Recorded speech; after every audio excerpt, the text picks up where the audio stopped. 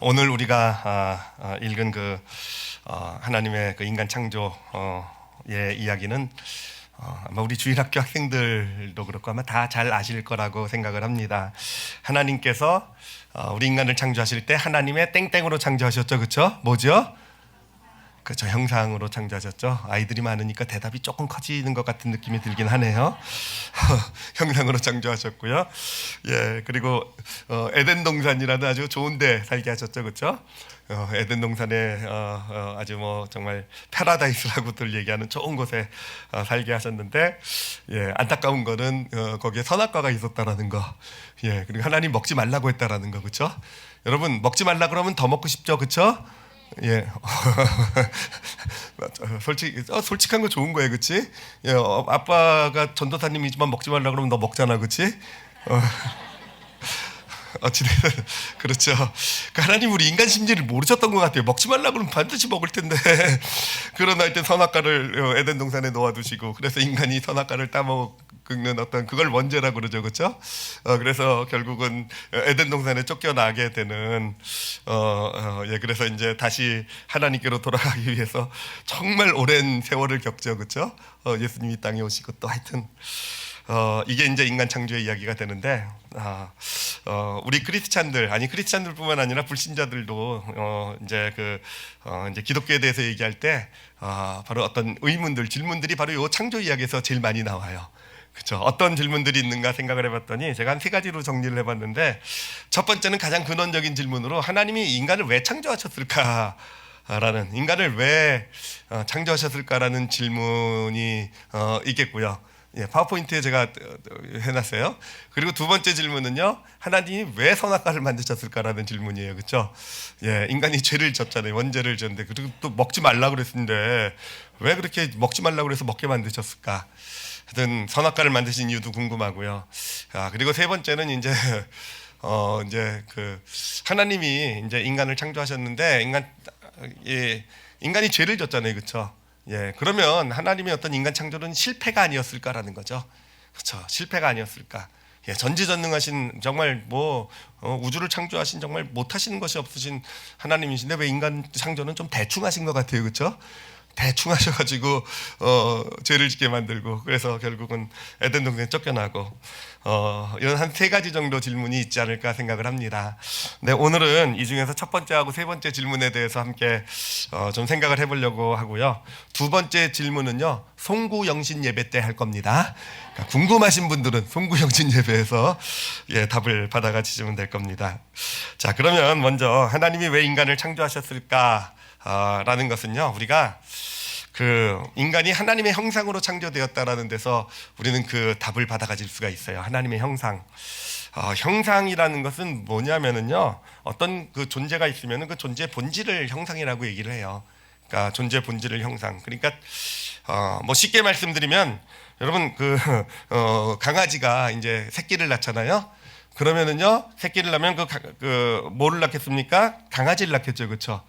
그러면은 바로 이 강아지는 강아지의 형상을 가지고 있는 거예요. 강아지의 본질로서 그 부모가 가지고 있었던 강아지 엄마가 가지고 있었던 그 강아지의 모든 본질을 새끼도 가지고 있잖아요, 그렇죠? 그러니까 이 형상이라는 의미는 바로 그겁니다. 결국 강아지가 새끼를 낳았을 때 그거는 강아지인 것, 그러니까 같은 형상을 가진 거죠, 그렇죠? 어미와 고양이도 마찬가지고, 고양이가 강아지를 낳을 수는 없어요, 그렇죠? 예, 아무리 뭐 해도 강아지를 낳을 수는 없고요. 고양이는요, 같은 형상인 고양이를 낳게 돼 있어요, 그렇죠? 그래서 인간도 마찬가지죠. 인간의 부모가 자녀를 낳을 때 자녀는요, 예, 우리가 똑같은 인간이라는 거 의심의 여지가 없죠, 그렇죠? 나는 자녀가 낳는데 쟤는 아무래도 인간이 아닌 것 같아. 쟤는 아무래도 좀 이상해. 이렇지는 않잖아요, 그렇죠? 아무리 이상해도 인간이죠. 그건 우리가 똑같은 형상을 가진 존재라는 거죠, 우리 자녀. 이게 바로 형상의 의미가 되는 겁니다. 자, 근데 이게 참 중요한 게 뭐냐면은, 여러분, 같은 형상끼리는요, 좀 관계가 특별하다라는 데 있어요. 물론 다른 형상하고도 어울릴 수 있지만, 개와 강아지가 친해질 수도 있겠지만, 있지만 그러나 강아지들끼리는 고양이들끼리는 아주 특별한 어떤 그런 다른 형상이 다른 존재와는 어떤 그런 가질 수 없는 특별한 어떤 연결, 어떤 그런 관계를 가지고 이렇게 관계를 맺게 되지 않겠습니까? 마찬가지로 인간도 어떤 자녀를 낳으면은요, 그 자녀는 인간의 형상이라는 것은 무엇이냐면 결국은 그 자녀는요 이제 자라나면서 부모와 어떤 그런 특별한 연결을 가지고 특별한 관계를 가지고 또는 부모뿐만 아니라 같은 형상이라고 말할 수 있는 인간 다른 사람들하고도 좀 특별한 어떤 연결과 관계를 가질 수 있는 어떤 인간들 사이에서의 그 관계를 보통 뭐 인격적 관계다 뭐 이런 얘기를 하기도 하죠, 그렇죠? 인격적 관계다 이런 얘기를 하는데 그런 인격적 관계를 맺을 수 있는 것 같은 형상이기 때문에 그렇다라는 것이죠. 자, 그렇다고 하면은 우리가 인간이 하나님의 형상으로 지음받았다는 의미가 뭔지를 알 거예요, 그렇죠? 인간이 하나님의 형상으로 하나님께서 인간을 하나님의 형상으로 지으셨다는 의미는 뭐냐면은 하나님과 특별한 연결점을 가진 존재로서 다른 어떤 동물들이나 다른 피조물들과는 좀 차원이 다른 어떤 특별한 연결점을 가지고 특별한 관계를 가질 수 있는 그런 존재로서 우리 인간을 창조하셨다라는 겁니다. 그러니까 창조를 하신 이유는 무엇이냐면은 바로 그 특별한 연결, 특별한 어떤 관계, 이거를 인격적인 관계라고 얘기를 하기도 하고요. 또는 많이 쓰는 표현이 사랑의 관계라고 얘기도 하기도 하죠, 그렇죠? 그러니까 하나님께서 우리 인간을 창조하신 이유는 무엇이냐, 목적은 무엇이냐, 바로 하나님의 형상으로 창조하셨다. 거기서 볼 수 있는 것은 바로 하나님은 우리와 교제하기를 원하시는구나. 뭔가 특별한 연결을 가지고 사랑의 관계, 어떤 인격적 사랑의 관계를 갖는 그런 존재로서, 그렇죠. 우리 자녀가 태어나서 자라면 후에 이제 어떻게 됩니까? 우리 부모와 어떤 인격적인 어떤 성숙한 어떤 그런 어떤 대등한 어떤 교제 관계를 갖게 되잖아요. 그렇죠? 바로 그런 거구나. 어떤 그런 하나님과 인격적 사랑의 관계를 가질 수 있는 존재로서 우리 인간을 창조하셨다라는 것입니다. 자, 근데 여기서 우리가 그런 하나님의 형상이라고 했을 때 거기에는 아주 중요한 꼭 필요한 것이 하나 있어요. 그게 뭐냐면은 자유의지가 필요하다라는 거예요. 하나님의 형상이라고 창조하셨을 때는 인간에게 온전한 자유의지를 주셨다라는 의미가 됩니다. 자, 이것도 우리 우리 인간이랑 좀 비교를 해보면은요, 여러분, 자녀가 태어났을 때 우리 자녀들 완벽한 자유의지를 가지고 태어나죠, 그렇죠? 자유의지를 가지고 태어났으니까 그렇게 말도 안 듣고 속썩이고 막 그러잖아요, 그렇죠? 지멋대로 해가고 막 그러잖아요, 그렇죠? 자유의지가 뭡니까? 내 멋대로 내가 하고 싶은 대로 할 수 있는 게 자유의지잖아요, 그렇죠? 자, 그렇지만 우리가 자녀가 태어났을 때 자녀가 자유의지를 가지고 정말 그렇게 속썩이고 말썽도 피고 정말 소위 그냥 갑자기 좋지 않은 표현이 생각나네. 정말 더럽게 말 안 듣죠, 그렇죠? 하여튼 그런 자녀 자유의지를 가졌기 때문에 나타나는 모습 아니겠습니까? 자, 그렇다고 해서 우리가 내 자녀는 너무 내 말 안 듣고 속썩인다고 해서 여러분 그러면은 AI를 자녀로 삼으시길 바랍니다. 말 잘 들을 거예요. 그리고 정말 똑똑할 겁니다, 그렇죠? 정말 어마어마하게 똑똑할 거예요. 어마어마하게 똑똑하고 정말 제가 요즘 AI하고 좀 친하게 지내고 있는데 제가 하는 말을 너무 잘 들어주고요. 제가 뭔가 질문만 하면 정말 어쩌면 그렇게 공손하게 답을 정말 잘 해주는지, 와, 정말 내 자녀가 정말 이 정도였으면 좋겠다라는 바람은 있지만 제가 제 딸 재영이하고 AI를 바꾸겠습니까? 안 바꾸겠습니까? 안 바꾸겠죠, 그렇죠? 어떻게 알아? 너는 어른 설교도 안 들으면서 어떻게 알았지? 어른들이야 내가 설교 맨날 그냥 딸바보 설교라니까 아시겠지만 어쨌든 안 바꾸죠, 그렇죠? 아마 지금 대답한 아이는 아빠가 자기를 AI랑 안 바꿀 거라는 확신이 있는 것 같아요, 그렇죠? 아무리 속썩이고 아무리 네가 말썽 펴도 네 엄마 아빠는 너를 안 바꿀 거야, 걱정하지 마. 누군지 모르겠지만 그 이유는 뭐겠습니까? AI는 아무리 뛰어나고 잘나도 자유의지가 없는 거잖아요, 그렇죠? 자유의지가 없는 거예요, 그렇죠? 우리 인간에게는, 자녀에게는 정말 부족하고 모자라고 속속 많이 쓰여도 자유의지가 있고, 우리가 아는 게 뭡니까? 그 자유의지가 있기 때문에 그 아이와 결국은 인격적인 관계, 사랑의 관계를 갖게 되는 어떤 신뢰의 어떤 이런 관계를 가질 수 있는 바로 그런 거를 우리가 원하는 거 아니겠습니까? 그렇죠. 하나님께서도요, 바로 그래 우리를 하나님의 형상으로 창조를 하셨어요. 하나님과 어떤 인격적인 관계를, 사랑의 관계를 갖기 위해서 우리를 하나님의 형상으로 창조하셨는데, 이제 그러기 위해서 우리에게 자유의지를 주셨다라는 것이죠, 그렇죠? 그게 이제 우리의 인간 창조의 모습이 됩니다. 자, 근데 이제 문제는 뭐냐면은 우리 인간이요, 자유의지를 가지고 죄를 지었죠, 그렇죠? 이제 죄를 진 게 문제예요. 자유의지를 가지고 내 멋대로 우리 멋대로 할 수 있는 그런 의지를 줬더니 진짜 멋대로 해서 선악과를 따먹었어요. 그렇죠? 이 문제란 말이에요. 그러면은 여러분 이것을 보고 아까 세 번째 질문이죠, 그렇죠? 그러면 하나님의 인간 창조는 잘못된 것인가라는 거예요. 하나님이 온 우주는 그렇게 완벽하게 딱 창조해 놓으시고 인간 창조할 땐 좀 피곤하셔가지고 좀 잘못 만드셔서 정말 처음부터 죄 짓지 않게 만들었으면 얼마나 좋았겠어요, 그렇죠? 예, 근데 죄를 지었단 말이에요. 그래가지고 그냥 하나님도 상처받고 속 썩으시고 막 그러셨단 말이에요, 그렇죠? 자, 그러면 하나님의 인간 창조는 실패인가? 하나님이 실수하신 것인가? 그리고 하나님께서 그 실패하시고 난 다음에 다시 인간을 하여튼 어찌됐든 하나님께로 다시 불러오기 위해서 하여튼 고생하셨죠, 그렇죠? 고생 많이 하셨어요. 정말 구약도 보시면 정말 고생 많이 하시고 또 예수 그리스도를 보내가지고 십자가를 지고 목숨까지 피까지 흘리게 하시고 하여튼 고생까지 하셔가지고 겨우 만회하셨죠, 자신의 실수를, 그렇죠? 예, 그렇게 솔직히 그렇게 보는 시야들이 있어요. 하나님이 인간을 완벽하게 창조하지 못하셔서 어떤 이런 인간이 고통스러운 길을 걸어가게 된 거 아닌가.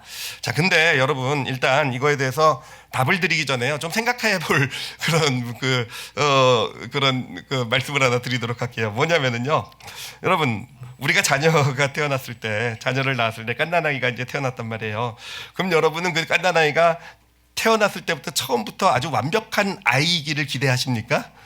딱 태어나자마자 딱 저한테 일어나더니 우리 딸내미가 아버님 저를 어머님 저를 낳아주셔서 감사합니다. 이 은혜는 잊지 않겠습니다.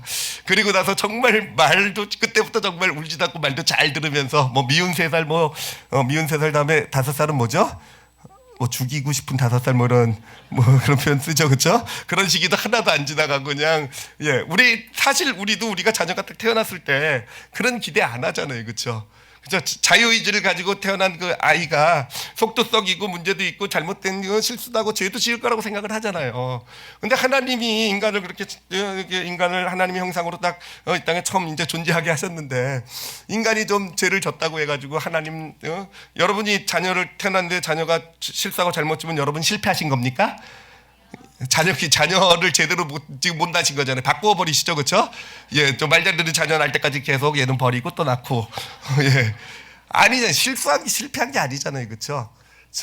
근데 왜 하나님 앞에는 우리 인간이 좀 처음 어떤 이 땅에 딱 있을 때 좀 죄를 짓고 이렇게 했다고 해가지고 하나님은 실패하셨다 그러고 하나님은 왜 인간을 죄짓게 만드셨냐고 하나님께 이렇게 물은다라는 거는 사실은 좀 하나님 앞에 입장에서 좀 억울한 일이 아닐까라는 생각이 듭니다. 어찌됐든 그 생각은 먼저 좀 마음에 좀 담아 보시고요. 제가 이제 그러면은 이게 왜 실패가 아닌지를 좀 설명을 드리도록 할게요.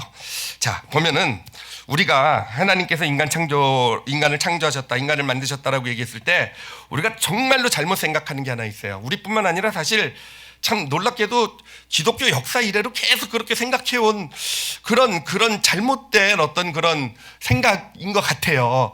그건 뭐냐면은 우리는요 이제 성경을 보면서 그 인간 창조, 우리 인간의 창조가 언제 이루어졌는가? 창세기 1장 2장에서 이루어졌다라고 봐요. 그렇죠? 하나님의 인간 창조의 완성은 언제 이루어졌습니까? 창세기 1장과 2장 7절에 이제 어떤 흙으로 사람을 모양을 만드셔서 코에다가 호흡을 불어넣으심으로써 한 생명, 인간이 된 거죠, 그렇죠? 그러니까 우리는 그때 인간 창조의 완성이 되었다라고 본다라는 것입니다. 근데 그렇지가 않다라는 거예요. 그러니까 인간 창조가 그때 완성이 되어서 그 에덴 동산에 완성이 되었는데 하나님이 창조하신 인간이 죄를 짓고 잘못을 저질러 가지고 하나님이 겨우 만회하신 그렇게 우리는 보고 있는데 그게 아니라는 겁니다. 여러분 하나님의 인간 창조는 에덴 동산에서 시작된 것은 맞아요. 시작된 것은 아니지만 인간 창조는 에덴 동산에서 완성된 게 아니라는 거죠. 에덴 동산에서 인간의 창조, 하나님의 형상으로서 인간 창조가 시작이 되었던 것이고, 그리고 인간 창조의 과정은 계속 진행되어 온 것이고, 지금도 하나님의 우리 인간 창조의 과정은 진행이 되고 있다는 겁니다. 그리고 인간 창조의 완성은 언제 이루어지게 됩니까? 천국에서 이루어지게 된다라는 거예요. 천국에서 이루어지게 된다는 거. 그러니까 우리는 창조됐는데 타락하고 문제가 생겼다 다시 구원받아가지고 다시 하나님의 자녀가 되고 뭐 이게 아니라, 하나님은 인간을 하나님의 형상으로 창조하셔서 그 이후로 어떤 인간 창조를 위해서 여러 단계를 거치셔서 결국은 온전한 하나님의 형상으로 창조하시는 그 과정을 지금도 진행하고 있다라는 것입니다. 자, 우리 올리브교회 성도들은 올리브 제자 양육을 하신 분들은 아마 아실 거예요. 이거를 가지고 제자 양육 거기서 뭐라고 표현했냐면은 하나님의 인간 창조의 4단계라고 말씀을 드렸어요. 4단계. 아마 기억하시는 분들 계시고 기억 못하시 처음 들으신 분들은 제자 양육을 꼭 하시면 돼요. 자, 근데 그러니까 이 4단계를 통해서 하나님께서 인간 창조를 완성을 하셨다라는 것인데, 그 4단계를 좀 소개를 해드리려고 하는데요. 이거를요, 제가 이번에 이 크리스마스 말씀을 준비하게 된 게 뭐냐면, 이 4단계를 정리를 하다가 정말 재밌는 사실들을 좀 깨닫게 되었어요. 정말 이제까지 생각해보지 못한 관점으로 하나님의 인간 창조의 과정을 좀 이렇게 깨닫게 되었어요. 그래서 그것을 좀 같이 나눠보려고 합니다. 자, 이 인간 창조의 4단계를요, 제가 뭐랑 비교를 하려고 하냐면요, 바로 인간의 성장의 과정과 좀 비교를 하려고 해요. 우리 인간도 태어나서 갓난아기로 태어나서 이렇게 자라가지고 결국 성숙한 한 사람이 성인이 되지 않습니까? 그 과정과 한번 비교를 해가지고 설명을 해드릴 테니까 여러분 잘 들으시기 바랍니다. 자, 인간 창조는요, 에덴 동산에 완성된 것이 아니라, 에덴 동산은 인간 창조의 1단계가 진행이 된 겁니다. 인간 창조의 1단계를 뭐라고 표현을 하냐면은요, 그것을 이제 영어로 표현을 해드렸는데, 그러니까 그래서 able to sin이라고 표현을 했어요. able to sin. 저거는 뭐 다 아시겠지만 이제 죄를 지을 수 있는 존재라는 뜻입니다. 저거는 언제냐면은 이제 에덴 동산에 있었을 때 우리 인간은요, 아직 죄를 짓지 않았죠, 그렇죠? 죄를 짓지는 않았지만 그러나 죄를 지을 가능성은 가지고 있었어요, 그렇죠? able 아직 죄는 없어요. 그렇지만 그 죄를 지을 수 있는 어떤 가능성은 갖고 있는 존재. 그래서 결국 죄를 짓게 되죠, 그렇죠? 그걸 가지고 이제 선악과를 따먹게 되는데, 저 시기가 언제랑 비슷하냐면은 갓난아기 시절하고 비슷한 것 같아요, 그렇죠? 여러분, 우리 아이가 딱 태어났을 때 우리 아이가 죄가 있습니까, 없습니까? 죄 없죠, 그렇죠? 아주 정말 순수한 영혼이죠, 그렇죠? 그래서 그 아이가 방긋방긋 웃는 것만 봐도 막 기분이 좋고 막 그렇죠. 정말 순수한 영혼으로 보이죠, 그렇죠? 그러니까 그것과 비슷했다라는 거예요. 근데 그 아이가 죄를 지을 가능성은 가지고 있습니까, 없습니까? 있잖아요, 그렇죠? 걔도 크면 죄 짓지 않겠습니까, 그렇죠? 쟤도 3살 되면 이제 엄마 속 썩일 거예요, 그렇죠? 한 10살 되면 아마 집 나갈지도 몰라요. 가출할지도 몰라요. 제 딸은 8살 때 가출을 했으니까 8살 때 가출을 했다가 하루 만에 돌아오긴 했는데, 어찌됐든 걔도 죄를 정말 그렇게 착하고 순진했던, 태어났을 때 정말 천사 같았던 아이였는데 자라면서 죄를 졌단 말이에요, 그렇죠? 그러니까 그 단계인 거예요. 첫 단계가 아직 갓난아기 단계, 아직 죄는 지지 않았지만 그 안에는 죄를 지을 수 있는 가능성을 가지고 있었던 그 단계예요. 자, 그런데 이게 이제 2단계로 넘어가게 됩니다. 2단계는 뭐라고 부르냐면은 unable not to sin이라고 하는데, 그건 뭐냐면은 unable, 할 수 없는 거죠. 근데 뭘 할 수 없냐면은 not to sin, 죄를 짓지 않을 수가 없다라는 겁니다. 그러니까 2단계는 언제냐면은 인간이 원죄를 지은 후에 이제 구약 시대를 얘기한다고 보면 돼요. 구약 시대가 보여주는 거예요. 아직 예수 그리스도가 오시기 전에 구약 시대를 보여준다고의 얘기가 되는 것이고요. 그리고 요 시기는 언제 시기라고 보시면 되냐면, 우리 개인적으로 봤을 때는 내가 예수님을 믿기 전이라고 보시면 돼요. 이제 3살 이후로 이제 죄를 짓고 막 말도 안 듣고 말썽을 피고 그 이후로 예수님을 만나기 전 단계 나의 모습이라고 보면 될 것입니다. 이때는요, 어떤 시기냐면은요, 죄를 짓지 않으려고 해도 죄를 지을 수밖에 없는 그런 단계예요. 죄를 안 지으려고 해도 이게 어떤 게 옳은 건 줄 알고 어떤 게 맞는 건 줄 아는데, 우리 안 지을 수 없는, 이게 마치 생각해 보면요, 사춘기랑 좀 비슷한 단계인 것 같아요. 여러분 사춘기 다 지내보셨죠, 그렇죠? 지금 사춘기 자녀들 가지고 계신 분들도 계시죠, 그렇죠? 걔네들 보면 어떻습니까? 정말 아빠 엄마 말이요, 걔네들도 대화를 잘해보면요, 아빠 엄마 말이 옳은 건 알고 있어요, 그렇죠? 근데 아빠 엄마 말을 듣습니까, 안 듣습니까? 죽어도 안 듣잖아요, 그렇죠? 죽어도 안 듣잖아요. 그래서 넌 맨날 잔소리하고 왜 안 하냐, 아니냐. 근데 사실은 그들도 보면은요, 모르는 건 아니더라고요. 알고 있어요. 그런데 어떡합니까? 그렇게 안 되는데. 예를 들면은 지금 고등학생이란 말이에요. 지금 공부해야 될 때란 말이에요. 알고 있어요. 자기도 지금 공부하지 않으면 안 된다는 거 알고 있지만, 그래서 부모한테 혼났단 말이에요. 너 게임하지 마. 게임하면 어떡하니? 지금 그럴 시기 아니잖아. 자기도 그렇게 생각해요. 게임할 시기 아니에요. 그래가지고 이제 공부하려고 딱 앉았는데 10분만 봐야지. 게임기 10분만 해야지 하다 보니까 밤을 샜어요. 그렇죠? 여러분 자녀는 안 그렇습니까?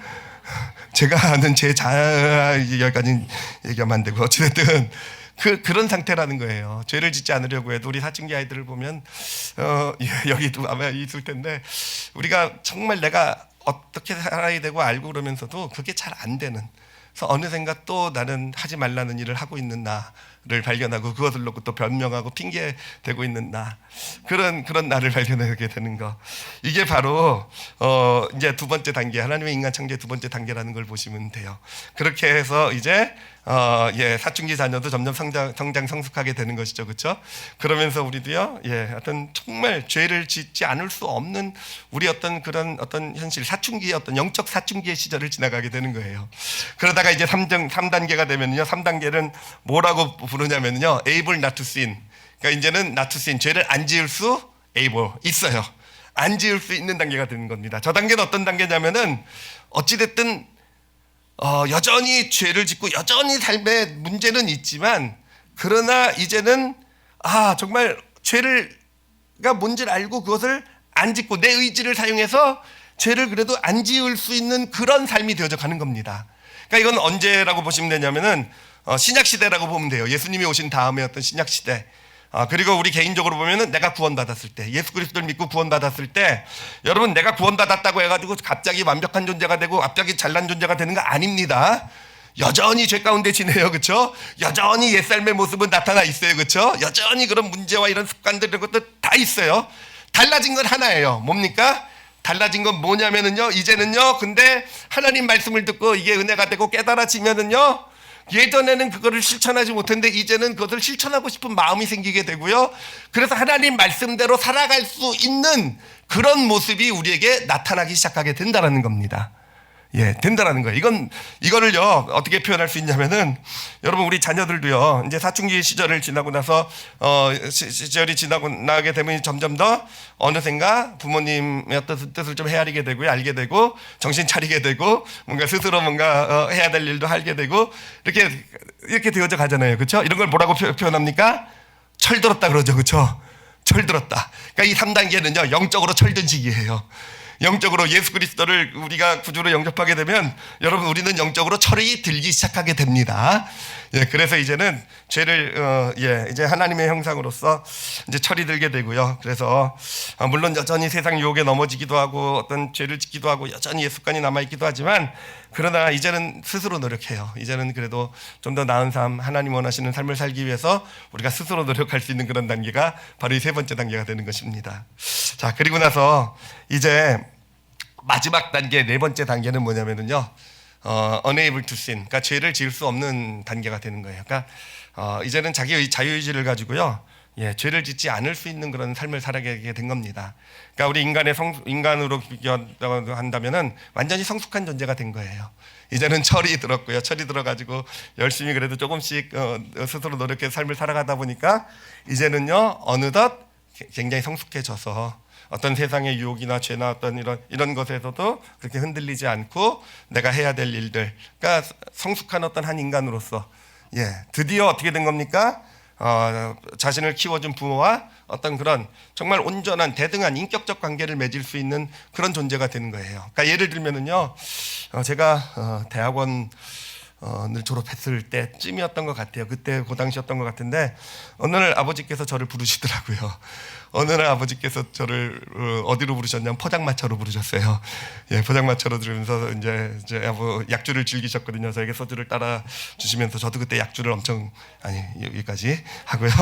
이제 하면서 저희 아버지께서 저한테 이제 그때 그런 얘기를 하셨어요. 그때 진짜 제가 저도 감격했는데, 이제 준아 너도 컸으니까 이제 그러시면서 아버지 본인의 얘기를 하시더라고요. 그때 아버지 사업하고 계신 이야기, 어려운 이야기 그러면서 이제는 네가 나와 같이 좀 아버지 하시는 일이 이제 제 전공하고 좀 비슷했거든요. 네가 좀 같이 도와주고. 근데 참 너무 기뻤던 게 드디어 아버지한테 인정을 받았구나. 내가 어떤 아버지가 나에게 본인의 약한 모습도 보여줄 수 있고 문제도 얘기하실 수 있고, 그것이 아버지가 왜 저러신지가 아니라 드디어 아버지가 하시는 일에 나도 같이 아버지도 나한테 도움을 구하시고 저도 아버지한테 제가 알고 있는 것 같이 얘기하면서 이거 여러분 이게 4단계입니다. 이게 영적 차원의 우리 하나님의 인간 창조의 4단계가 돼요. 이제 우리의 하나님이신 자유의지를 가지고요.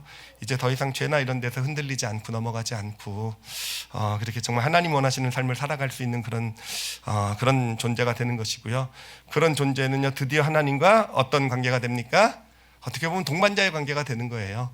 동반자가 돼서 하나님과 같은 인격적인 교제를 나누시고 하나님도 저를 믿고 신뢰하시면서 이제는 어떤 부모로서의 어떤 그런 자녀를 어떻게든지 제가 잘 크고 문제를 이거였다고 한다면 이제는 함께 하나님 아버지에 있는 마음을 같이 나누고 하나님이 하시기 원하시는 일 가운데 같이 그 일을 함께 해나갈 수 있고 그러면서 어떤 신뢰의 관계를 사랑의 관계를 쌓아갈 수 있는 그런 단계가 되는 것. 여러분 이게 4번째 단계가 되고요. 여러분이 4번째 단계가 이루어지게 되었을 때 드디어 하나님의 창조가요 완성이 되는 거예요. 여러분 우리 인간이 한 사람의 성숙한 인간이 되어서 이 땅을 살아갈 수 있게 될 때 온전한 인간이 되는 것처럼 하나님의 창조는요 그냥 하나님이 어떤 그 금방방이를 가지고 그 금나와라 뚝딱 하는 식으로 완벽한 인간을 그냥 AI가 같은 그냥 그런 컴퓨터처 같은 그런 인간을 그냥 뚝딱 만들어내시는 것, 그거는요 인간 창조가 아니라는 거예요. 그거는 하나님과 어떤 사랑의 관계, 인격적인 관계를 맺는 하나님의 형상이 아니라는 거예요. 정말 하나님의 형상이라는 게 얼마나 대단하고 놀라운 것입니까? 정말 하나님의 사랑이라는 게 얼마나 놀라워요. 우리 인간도요 사실 성숙해지는 게 얼마나 놀라운 일입니까? 사실 갓난아기가 태어났을 때 보면요 어떻게 보면 동물들보다 훨씬 더 연약하고 부족하고 혼자 살 수 없는 존재잖아요. 그런데 그런 과정을 거쳐서 한 사람의 성숙한 인간이 되어져 가는 것, 우리 인간이 한 인격적인 관계를 서로 맺는 어떤 그런 존재가 되기 위해서도 그런 과정을 거쳐야 되는데 하나님의 형상이란 말이에요. 하나님과 특별한 연결을 가지고 하나님과 사랑의 인격적인 관계, 어떤 사랑의 관계를 갖는 그런 존재로 세워나가시는데, 그래요, 금나와 뚝딱이 아니라는 거죠. 이런 과정을 거쳐서 이 4단계의 과정을 거쳐서 우리를 온전히 하나님의 동반자로서 정말 온전한 하나님의 형상으로서 만들어 가시는 것. 여러분 이게 하나님의 창조의 단계, 하나님의 창조의 완성, 하나님의 바람이 되는 것입니다. 그러면은요 우리가 질문에 대해서 답을 할 수 있을 것 같아요. 하나님께서 인간을 창조하셨는데 인간이 선악과를 따먹고 죄를 졌어요. 그렇죠? 그러면 하나님이 실패하신 것입니까? 아니라는 거예요. 아니라는 겁니다. 아니라는 거예요. 그렇죠? 우리가 우리가 자녀를 낳았는데 이 아이가 자라면서 말썽도 피고 뭐 하지 말란 일도 했다고 해가지고요 우리는 우리 자녀를 실패작이라고 얘기 안 하죠. 그렇죠? 우리 아이들이 좋아하는 것 같아요. 고마워. 야, 그래 너희들은 실패작이 아니야. 내가 너희들 얼마나 말썽 피는지, 네 부모가 무슨 얘기하는지 너희가 안 알려줄 거야. 그래도 아무도 자기 자녀가 좀 말썽 피고 때로는 정말 큰 실수하고 큰 실패를 경험해도요 내 자녀를 보고 내가 실패작이라고 포기하지 않잖아요. 그렇죠? 얘는 완전히 실패작이야. 얘는 실패작이니까 버리고 내가 또 다른 자녀를 낳아야겠어. 이러지 않잖아요. 그렇죠? 여러분 이건 하나님의 실패가 아니라는 거예요. 하나님의 실패가 아니라는 거예요. 하나님의 형상으로서의 어떤 온전한 한 인격체, 한 성숙한 하나님의 형상을 세워가기 위해서는요 겪어야 되는 그런 과정이 된다라는 것이죠. 그것을 겪지 않으면 안 되는. 그러니까 이건 실패가 아니라 진짜 온전한 창조의 완성을 향해 나가는 하나의 과정이다라고. 여러분 이제는 더 이상 왜 하나님은 인간을 죄짓게 만들고 그래가지고 우리 인간 자녀를 키우는 것을 생각하시면서 그래요, 그 아버지의 마음으로 우리를 에덴 동산에서 처음 태어나게 하시고 지금 자라나게 하셔서 한 온전한 한 사람의 하나님의 형상으로서였던 그런 존재로 우리를 세워가고 계시는 그런 여정 가운데 있으신 것이다 라고 그렇게 받아들이시길 바랍니다. 자, 근데 여러분 여기서요 우리가 정말 그 중요한 사실, 좀 알아야 될 중요한 사실이 있어요. 뭐냐면은 여러분 한 아이가 태어나서 이제 온전한 어떤 그런 성숙한 한 인격체로 성장하기 위해서요 꼭 필요한 게 하나 있어요. 정말 꼭 필요한 거, 이게 없으면 안 되는 거가 있어요. 이게 부모님으로부터 오는 건데 제가 이 말씀을 준비하면서 깨달은 게 하나님께서 우리 어떤 자녀를 낳게 하시고 부모를 허락하신 이유가, 가장 큰 이유가 바로 여기 있겠구나라고 생각되는, 그런 정말 한 사람이 태어나서 성숙한 인격체가 되기 위해서 절대적으로 필요한 것이 하나가 있더라고요. 그게 뭐냐 하면은요, 절대적으로 필요한 게 뭐냐면은, 제가 예를 들어드리도록 할게요. 이제 이제 아이가 자라나면서 사춘기를 지나게 되면서 이제 말썽도 피지 않습니까? 뭔가 말도 잘 안 듣기도 하고요. 그리고 또 때로는 좀 극단적인 예지만 가출을 하기도 하잖아요, 그렇죠? 예, 여러분 자녀 중에 혹시 가출한 자녀 없으십니까? 저요. 고맙다. 예, 지금 우리 어른들은 대답도 안 하시거든. 분명히 가출하셨을 텐데 나는 말썽도 안 피고 사춘기라는 건 나에게 없었어, 이런 표정으로 앉아 계시거든요. 근데 저도 나가봤고요. 제 딸아이는 뭐 8살 때 나가봤다 그랬고 그렇잖아요. 근데 왜 가출을 합니까? 우리가 사춘기 때. 저 가출하는 이유는 딴 게 아니에요. 나 혼자도 잘 살 수 있다고 생각하니까. 그렇죠. 부모의 잔소리가 싫은 거잖아요. 부모가 이렇게 살아야 되는데 이게 맞다는데 사실 그렇게 살기 싫으니까 나 혼자 살면 정말 잘 살 것 같아가지고, 사실은 그렇게 해서 가출도 하는 거 아니겠습니까? 바로 그 얘기가 성경에 어디 나온 어떤 얘기냐면 탕자의 비유에 나온 얘기예요. 탕자가 그랬잖아요, 그렇죠? 탕자가 아버지 집에 살면서 그 풍요로운 집에 살았지만, 그러나 나 혼자 살면 더 잘 살 수 있어, 그렇게 생각해가지고 결국 아버지 재산을 다 가지고 가출을 해버린 거 아니겠습니까? 자, 근데 여러분 생각을 해보세요. 가출을 했는데, 저도 가출했었는데, 근데 저 딸아이도 가출을 했었는데, 저 딸아이가 가출한 이유는 뭐냐면은요, 우리 엄마 아빠는 나를 별로 사랑하지 않아, 나를 더 사랑해 줄 수 있는 부모를 찾아 나갈 거야. 그리고 8살 때 나갔어요. 저희가 그걸 보고 제 아내가 어이가 없어가지고, 그래 네가 얼마나 오래 나가 있나 보자 이러고 이제 그런 심정으로 지켜봤다고 하는데, 어찌됐든 그리고 나서 이제 한참 후에 얘가 돌아왔단 말이에요. 돌아와가지고는 물론 하루 넘기지 않았는데 이제 저녁 때 돌아와가지고 얘가 뭐라고 얘기했냐면은, 그래도 우리 엄마 아빠만큼 나를 사랑하는 사람을 찾을 수가 없었대요. 그래가지고 돌아왔다라는 거예요. 여러분, 이제 얘는 아주 어린 나이이지만 사실 우리가 사춘기를 지나면서 부모에 대한 반항심도 있고, 어떤 부모에 대한 어떤 그런 정말 듣기 싫은 말도 있고, 정말 나 혼자 살면 더 잘 살 것 같은데 왜 저렇게 간섭하고 그래 좀 직접 몸으로 가출도 하지만 마음도 떠나기도 하고 반항의 시기를 지냈잖아요. 근데 여러분 생각해 보세요. 우리가 왜 돌아옵니까? 왜 그렇지만 어느 시점이 지나고 나면 왜 돌아옵니까? 여러분, 탕자가 그렇게 많은 재산을 가지고 나가서 정말 먼 나라 가가지고 혼자 잘 살 수 있다고 생각하고 허랑방탕하게 살았는데, 왜 어떻게 아버지 집에 돌아갈 수 있었습니까? 어떻게 아버지 집에 돌아갈 수 있었겠는가 하는 거예요. 어떻게 그렇습니까? 정말 혼자면 잘 살 수 있을 거라고 생각하고 살아왔었는데 그게 아니었잖아요, 그렇죠? 처음에는 괜찮은 것 같았지만 정말 탕자의 비유를 보면 결국은 돼지의 열매를 음식을 먹으면서 살아가는데 비참한 신세가 되었잖아요, 그렇죠? 그런데 아버지 집에 돌아갈 수 있었던 이유는요, 탕자에게 무슨 공로가 있어서 그런 게 아니잖아요. 아들로서 무슨 내가 잘한 게 있고 내가 뭔가 대단한 게 있고 그래서 내가 아직 자격이 있으니까 돌아간 게 아니잖아요. 탕자가 돌아갈 수 있었던, 그런 용기를 낼 수 있었던 유일한 이유는요, 아버지가 그래도 여전히 자기를 사랑하고 계시기 때문이라는 거. 그것 때문에 돌아갈 수 있었던 거죠. 내가 가면 그래도 내 아버지는 나를 받아줄 것이라는 것. 그 아버지의 사랑을 알기 때문에 돌아간 거잖아요, 그렇죠? 자, 그렇다라는 겁니다. 정말 우리가 또 어떤 사춘기 시기를 지나더라도 결국은 철이 든다라는 건 뭐겠습니까? 그 부모님의 사랑을 이걸 우리가 다시 진짜 이게 진짜라는 걸 마음에 담기 시작하게 되면서 그 사랑에 대해서 반응하고, 이런 게 바로 철 드는 거 아니겠습니까? 바로 그렇게 철 드는 것. 근데 여러분 생각해 보면요, 탕자의 아버지의 사랑이 언제부터 있었어요? 언젠가 갑자기 생긴 겁니까? 아니잖아요. 예전에 탕자가 집에 있었을 때도 아버지는 여전히 탕자를 사랑했던 것이고, 그가 밖에 나갔을 때도 여전히 사랑했던 것이고, 그런데 탕자가 진짜 아버지의 사랑을 깨달은 건 언제입니까?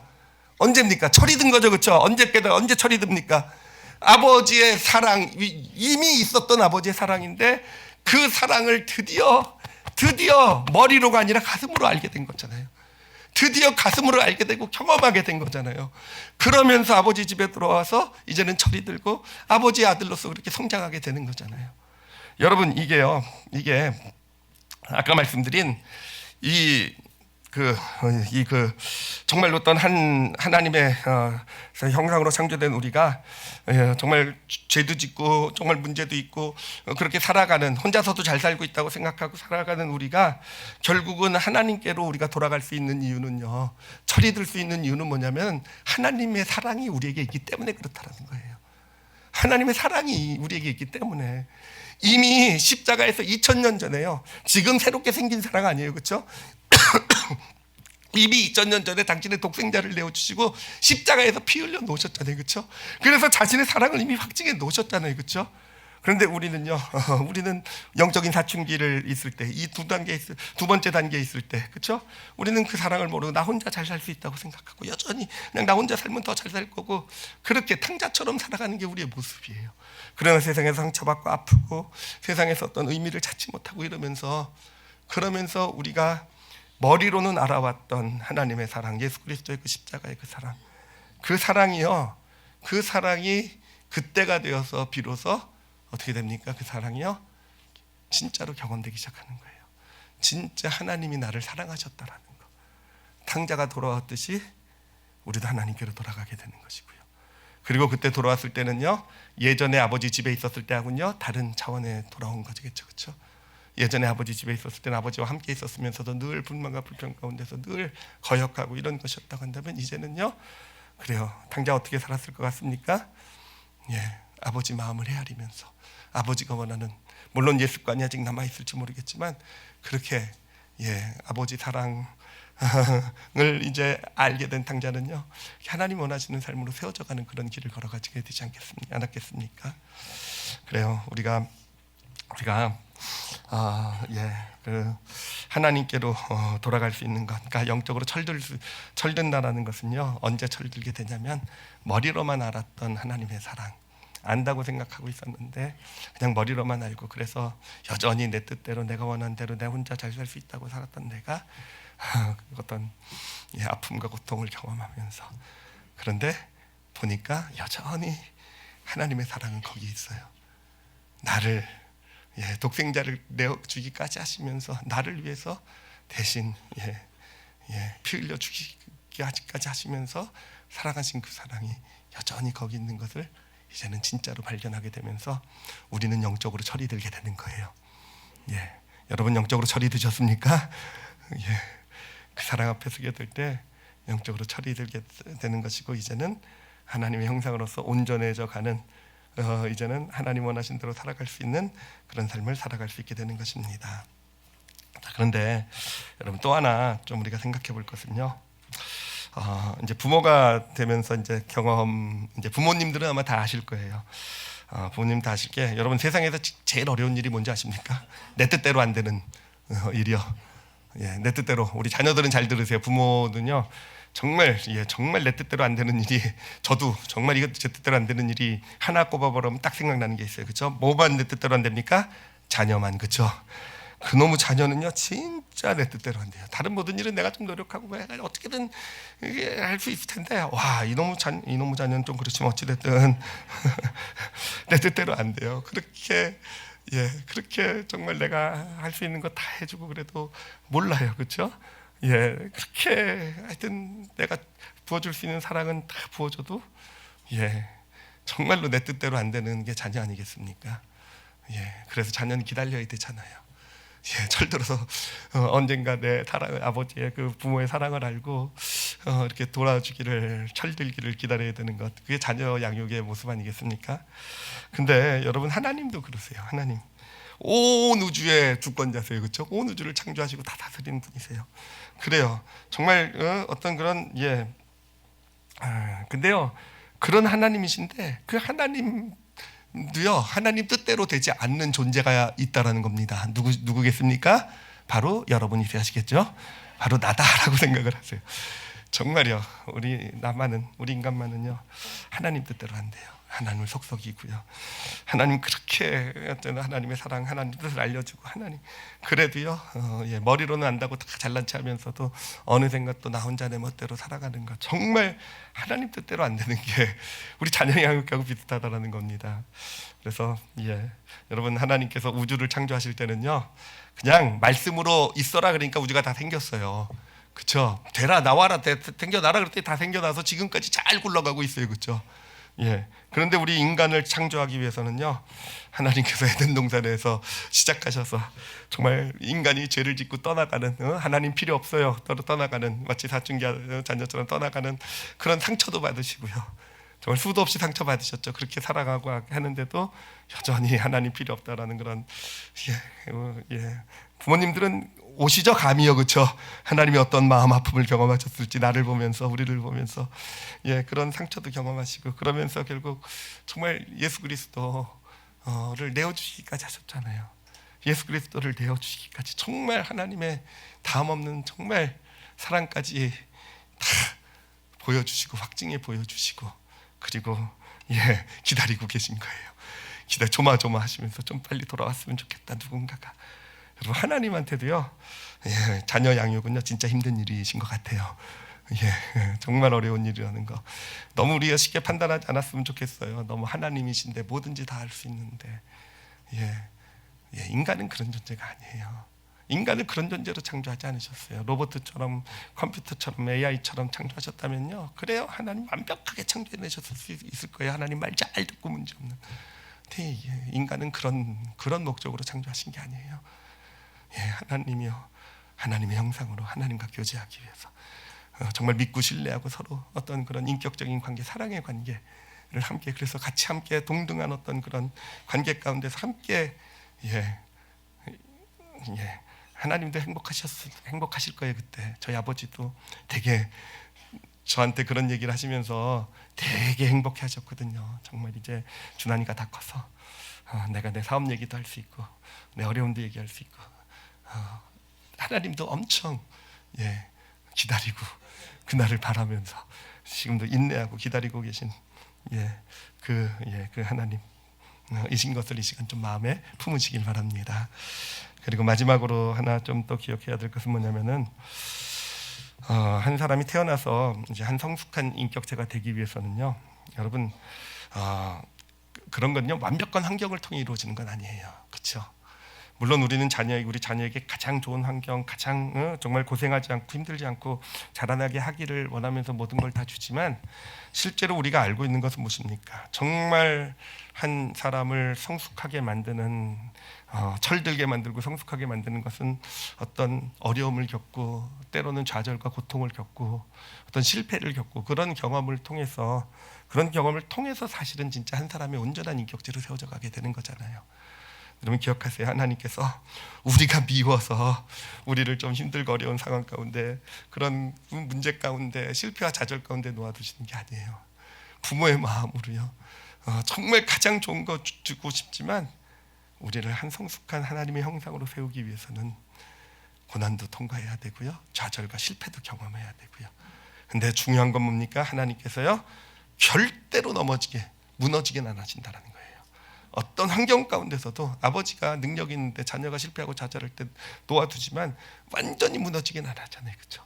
건져주시고 결국 세워주시잖아요. 보이지 않는 곳에서 함께 하시고요.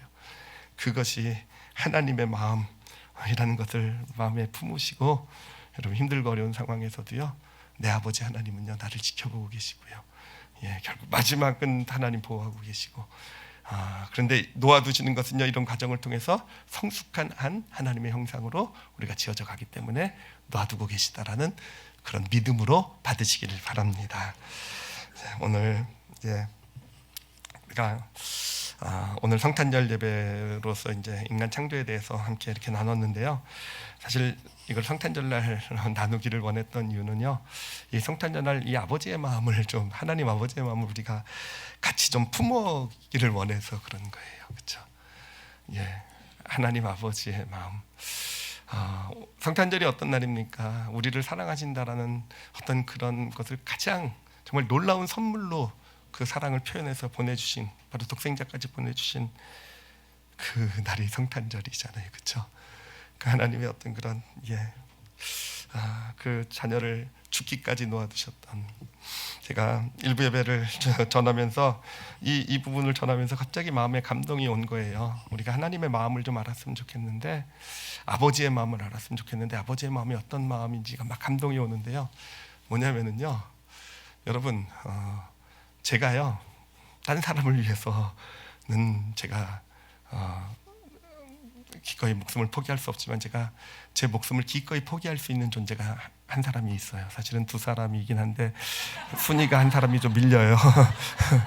예, 그리고 그 두 번째 사람은 본인이 자살할 것 같고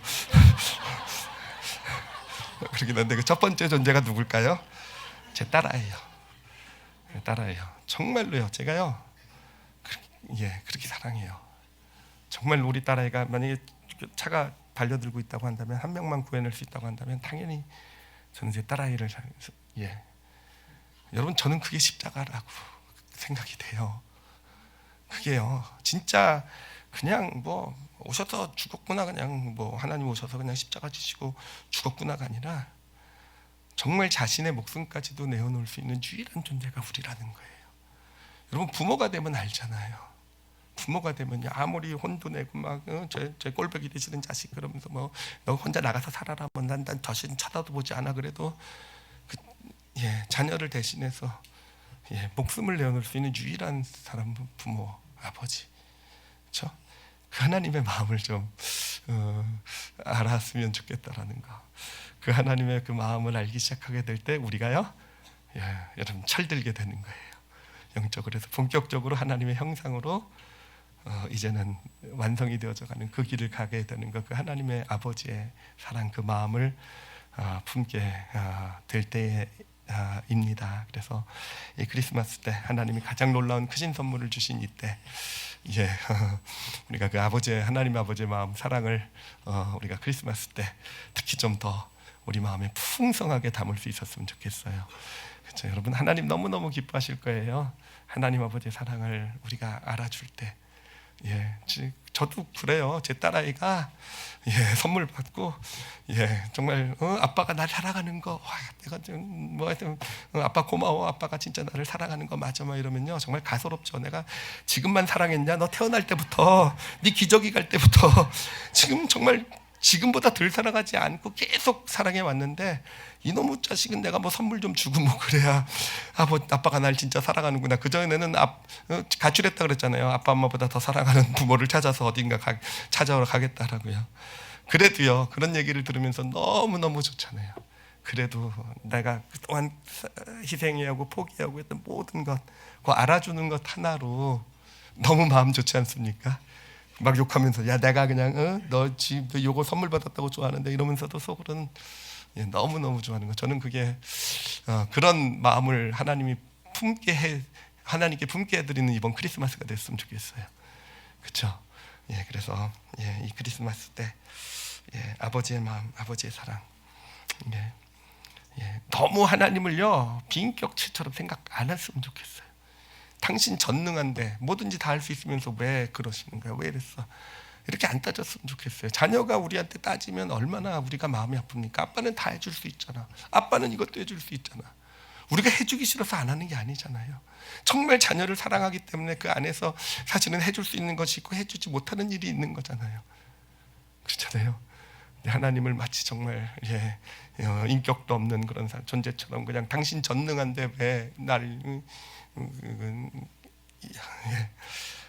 하나님 죄송해요, 자꾸 하늘을 향해 손가락질을 해가지고 우리 부모의 마음으로 좀 하나님의 마음을 좀 이해했으면 좋겠어요.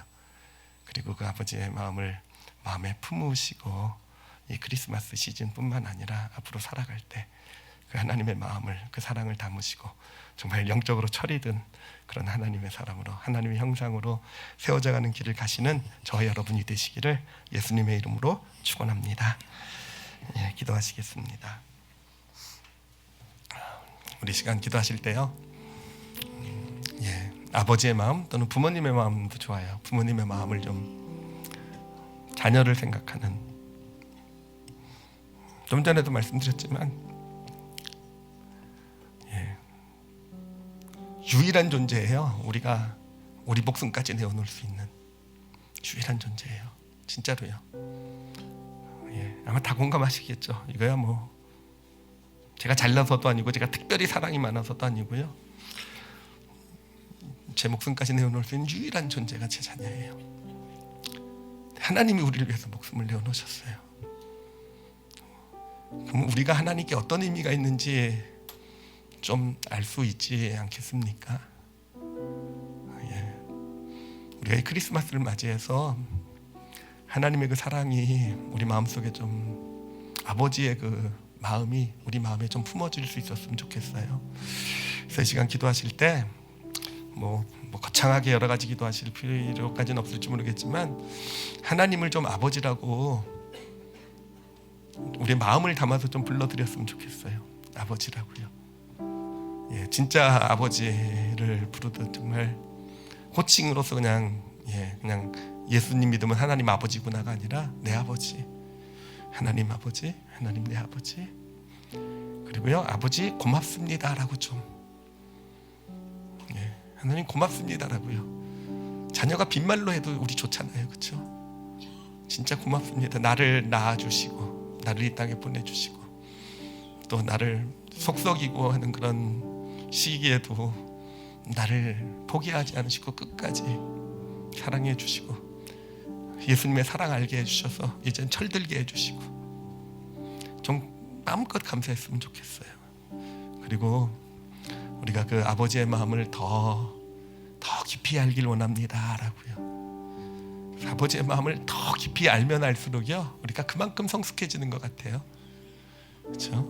그래서 하나님의 형상으로 창조된 내가 하나님이 우리 자녀가 성숙해져서 나와 인격적인 관계를 맺을 수 있을 때 얼마나 우리가 마음이 좋습니까? 그렇죠? 우리 아버지, 저희 아버지요, 제 육신의 아버지가 제일 행복했던 날이 바로 제가 제 기억엔 바로 그 날이에요. 소주 한 잔 같이 하면서 이제는 같이 술 한 잔 나눌 수 있고 그러면서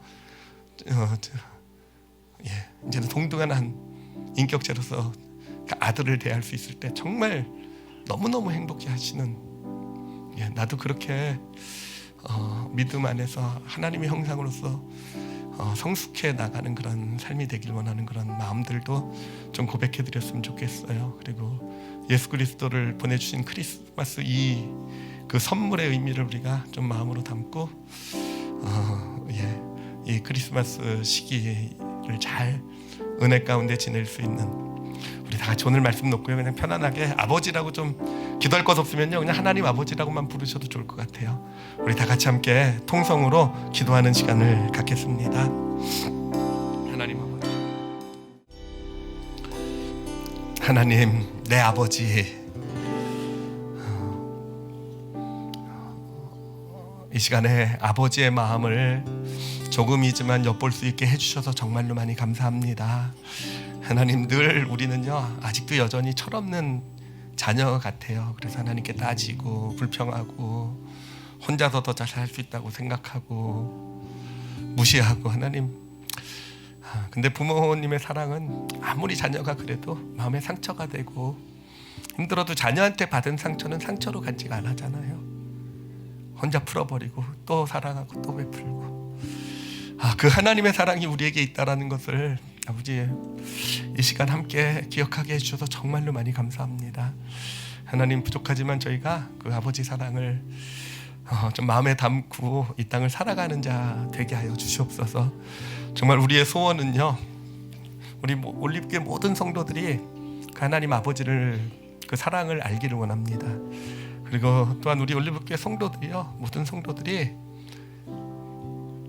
그래요 하나님 아버지가 이제는 하나님 마음을 나눌 수 있고 정말 성숙한 하나님의 형상으로서 하나님이 기뻐하시고 자신의 마음, 자신의 뜻, 자신의 아픔, 어려움 마치 자녀가 다 자라서 부모와 동반자처럼 인격적 관계를 갖는 동반자처럼 되는 것처럼 저희도 그렇게 성장할 수 있었으면 좋겠어요. 그래서 하나님이 기꺼이 우리와 당신의 마음도 같이 나눠주시고 아픔도 나눠주시고 하나님이 원하시는 일을 우리와 함께 하시고 하나님 우리가 하나님 아버지의 그 마음을 품고 철들어서 그렇게 잘 성숙된 한 하나님의 형상으로 완성이 되어져가는 그 믿음의 길을 걷게 하여 주시옵소서. 하나님 감사합니다. 아버지 감사합니다. 감사드리며 예수님 이름으로 기도드렸사옵나이다. 아멘.